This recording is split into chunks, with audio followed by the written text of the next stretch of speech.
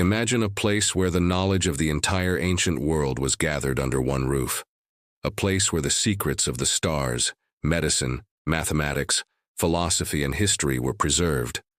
A place so powerful that losing it would change the course of human civilization forever. This was not a myth. This place truly existed. Welcome to the story of the Library of Alexandria, the greatest center of knowledge the ancient world ever knew, and how it vanished into ashes. Birth of a dream.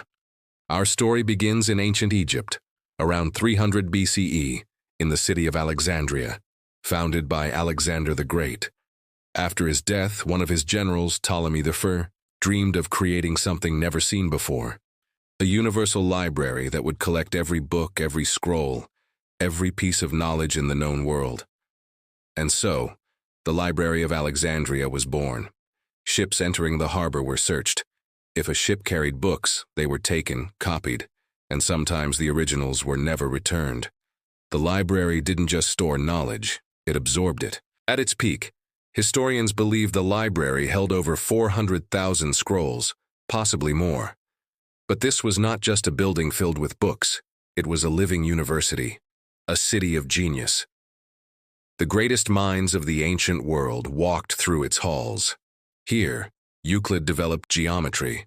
Here, Eratosthenes calculated the size of the Earth with astonishing accuracy, without satellites, without modern tools. Here, doctors studied anatomy, astronomers mapped the stars, and philosophers debated the meaning of life. The Library of Alexandria was humanity's first true attempt to understand the universe, not through myths, but through reason and observation. It was centuries ahead of its time, and yet all of this knowledge was fragile, because knowledge needs protection, and politics does not protect wisdom. The first flames. The destruction of the library did not happen in a single night. The first major blow came in 48 BCE, when Julius Caesar arrived in Alexandria during a civil war. During the fighting, Caesar ordered ships in the harbor to be burned. The fire spread, and many historians believe parts of the library were damaged or destroyed. Was this the end? No, the library survived, but wounded, and a wounded symbol of knowledge is easy to target. Slowly silenced. Over the centuries, Alexandria changed hands many times.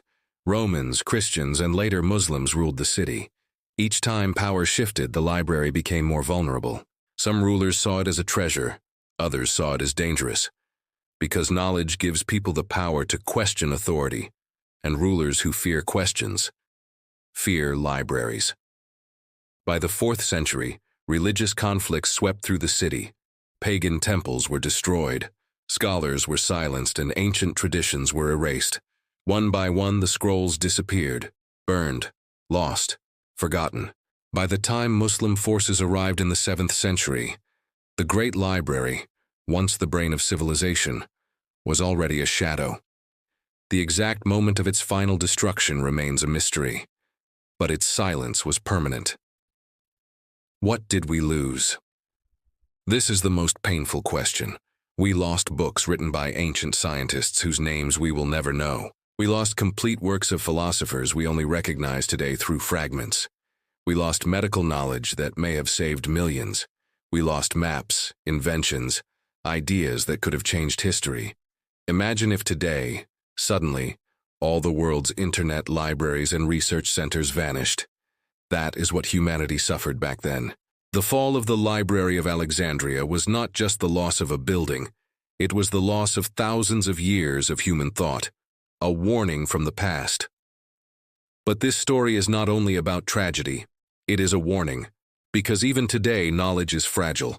Wars destroy schools, politics controls information, truth is buried under propaganda, and books are still banned or burned in parts of the world. The Library of Alexandria reminds us that civilizations do not fall only when cities collapse. They fall when knowledge is no longer protected.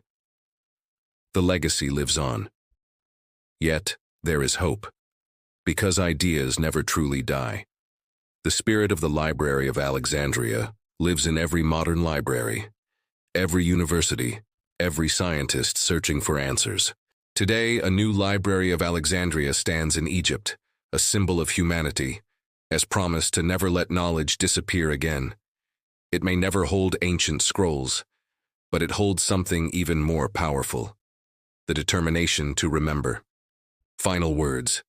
So the next time you open a book, search the internet, or learn something new, remember the Library of Alexandria, a place where humanity once tried to collect the universe inside words, and failed. Not because knowledge was weak, but because humans were careless with it. Protect knowledge, because once it burns, it may never return.